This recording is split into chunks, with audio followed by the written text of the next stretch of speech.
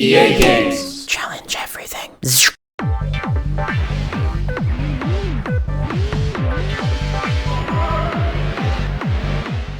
This is real, and you can play it right now.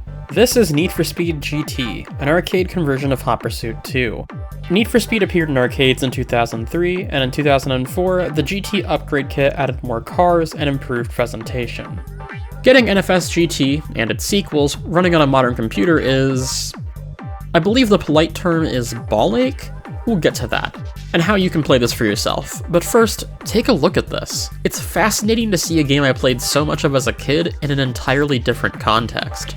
The menu UI is pretty standard fare if you've ever played Cruisin' or the Fast and Furious games, but seeing these particular tracks and car models in this type of menu just tickles my brain real good. And the strangeness does not end in the UI. NFS GT's gameplay feels completely unlike any other version of Hot Pursuit 2. If you're at all familiar with the home version of the game, this is going to be a bit of a trip. The cars are much faster, and for the sake of multiplayer balance, will almost all reach or exceed 200 miles per hour.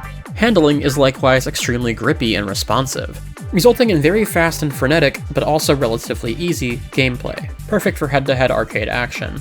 The game also offers 2 additional handling modes for the player who wants a bit more challenge in their steering. So far you've been seeing the normal mode, wherein the cars are basically on rails. No matter how fast you go or how hard you turn, you can't break the rears loose at all. The middle mode is called Advanced, and it's probably my favorite.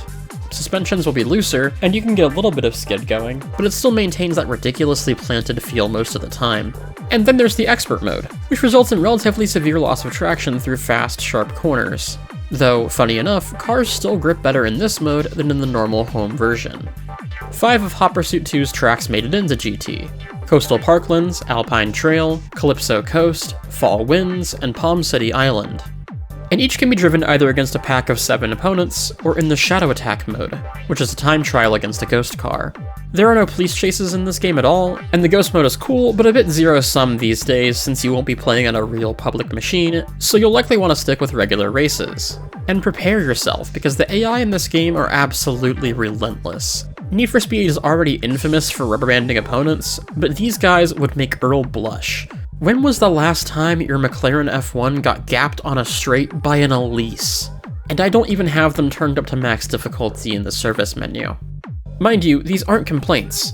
Need for Speed GT is a uniquely challenging and exhilarating game because of this absurd speed and difficulty. Hot Pursuit 2 is one of those games I like to binge for one night every few months, and I can definitely see this being my go-to way to do that. However, there is the aforementioned ball ache. The Need for Speed arcade games were converted by a company called Global VR. If you listen closely, you can hear every arcade operator in North America groaning and reaching for an Excedrin. This type of arcade port is Global VR's specialty. They take existing PC games and handle everything from gameplay changes and front-end software to the actual hardware the game runs on. Their shit is locked down, and from what I read, it's also unreliable. The machines use proprietary daughter boards and DRM devices which are notorious for breaking. And while parts are still theoretically available for sale on Global VR's website, the cost and complexity of repairing these machines often outweighs the profit they can bring. Most operators have converted Need for Speed cabinets into other games, or simply thrown them away. This is especially bad in the case of Need for Speed GT.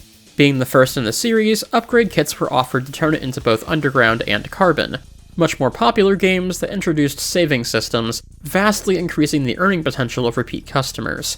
So even before the reliability became a serious issue, very few of these cabinets were still running their original game. And now? I can't find evidence of a single unit playable by the public anywhere in the United States. That makes preserving this game via unofficial means really important, and thankfully, someone has already done most of the heavy lifting for us. The process of playing this game on anything other than the original hardware is involved, tedious, and imperfect, but it is possible. I've put together a write-up which you can find in the description, but I'll walk you through the journey this process took me on and cover the basics as we go along.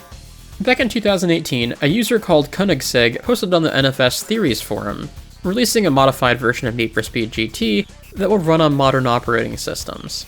This work has proven positively invaluable, but everything is white, my controller doesn't work, and when I load into the race, I get a registry error and it crashes. Turns out, we aren't quite done.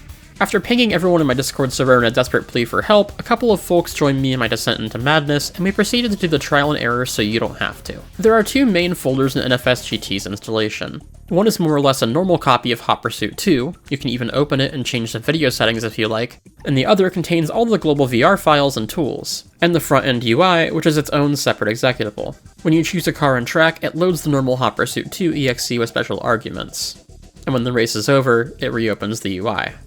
Using DG Voodoo, configured to emulate a GeForce 4, I was able to solve every graphics issue with just 2 files dropped into the game folders. The registry error also ended up being a pretty simple fix. On top of running all the global VR registry editions listed in Koenigsegg's instructions, all you have to do is install a standard, retail copy of Hot Pursuit 2, which creates the appropriate registry entries and allows the game to run.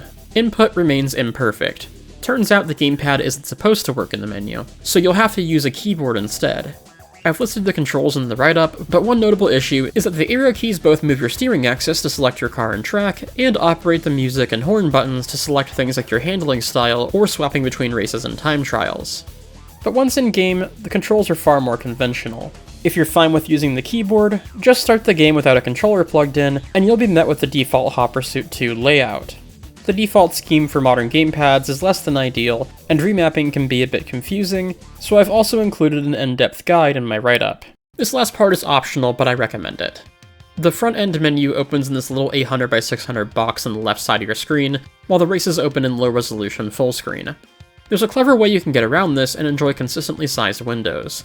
Put the game in windowed mode and then open up OBS, and take a pair of window captures to fit and center both the game and its UI into a canvas. Then make a windowed projector of your scene and set it to always be on top.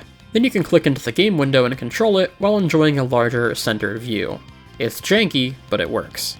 Now, would you believe me if I told you that this is the easy one?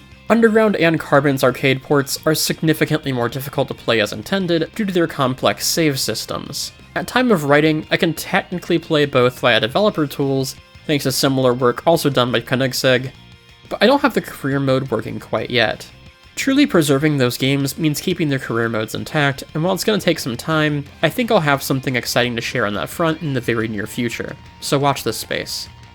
But today, I wanted to specifically bring eyes to Need for Speed GT, the one that you can go play in its entirety right now. And I hope that in doing so, I can connect the fanbase to a cool part of the series' history that they might not get to experience otherwise, and maybe even bring in fresh blood, interested in tinkering and furthering preservation efforts with their own expertise.